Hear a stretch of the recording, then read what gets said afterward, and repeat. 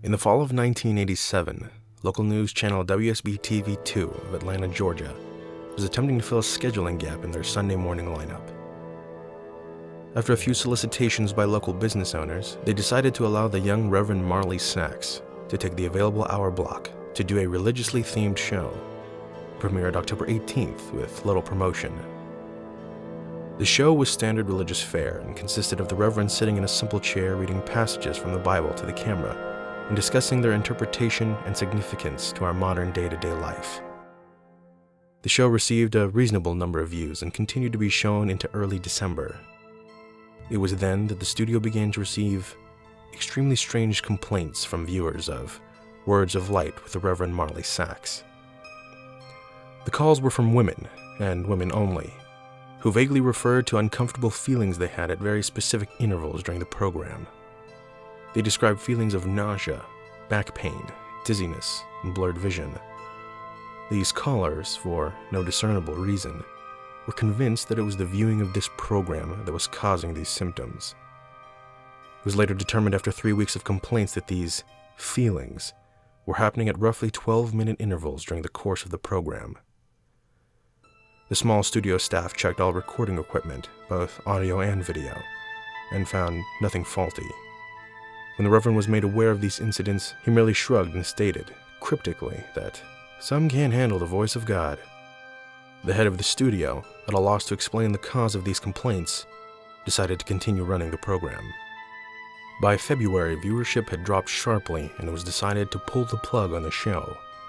The studio had figured it would be more prudent to spend as much time as possible on the news story that had the other two local networks abuzz: the miscarriage epidemic. Starting sometime in November, the number of healthy pregnant women miscarrying in the Atlanta metropolitan area had reached over 300.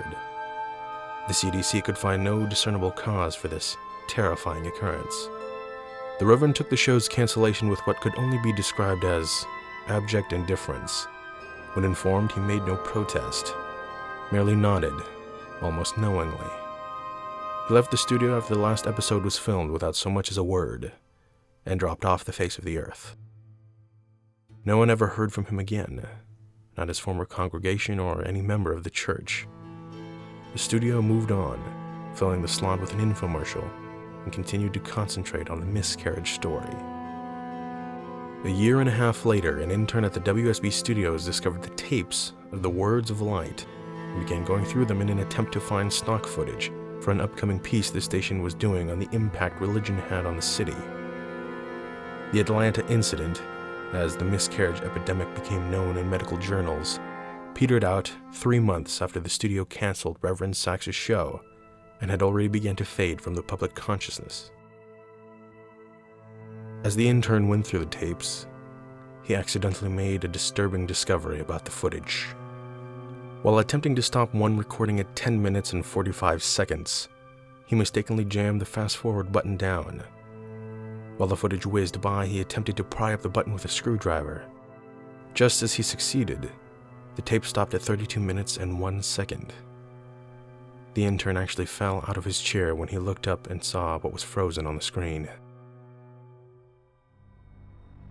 The image of a badly decomposed, severed head filled up the entire frame.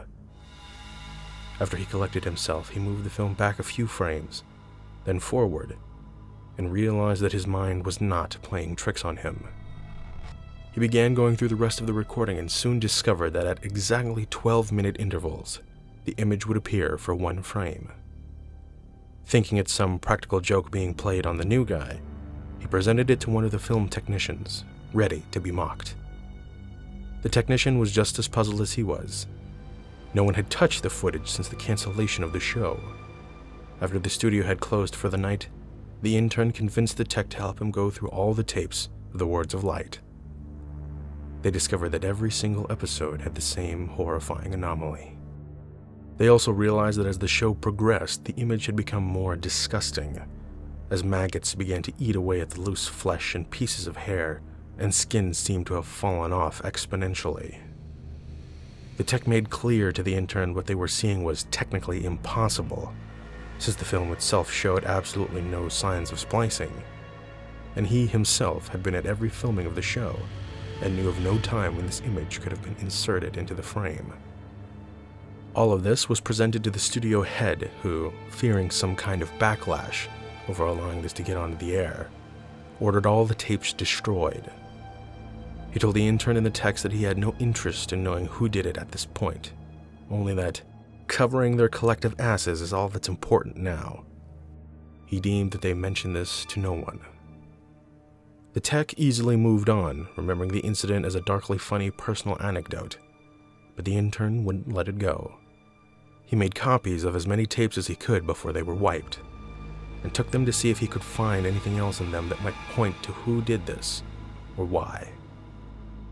A week later, he attempted to rope the tech into helping him again, saying that he believed he had discovered something even more disturbing than the images themselves.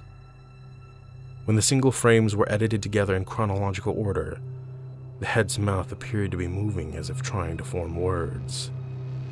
The tech, fearing for his job, told him to get rid of the copies and not to talk about it again. A week later, police responded to a 911 call made by an elderly woman in one of the Atlanta suburbs at dusk. She had heard horrible noises coming from the next-door neighbor's house, where a young couple lived. She told the emergency responder that the wife was pregnant and that she was terrified that something had happened. When the officers arrived on the scene 20 minutes later, they found no lights on in the windows, and they found the front door ajar.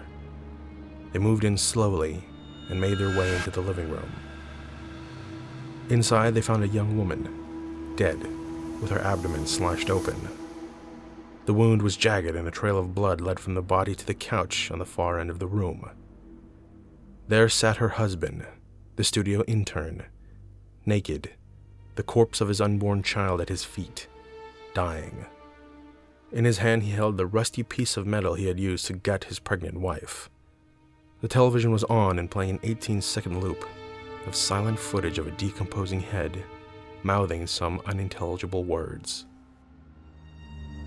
The story of the police precinct to this day goes that the intern kept saying under his breath, over and over again as they led him away, "The light of God calls them."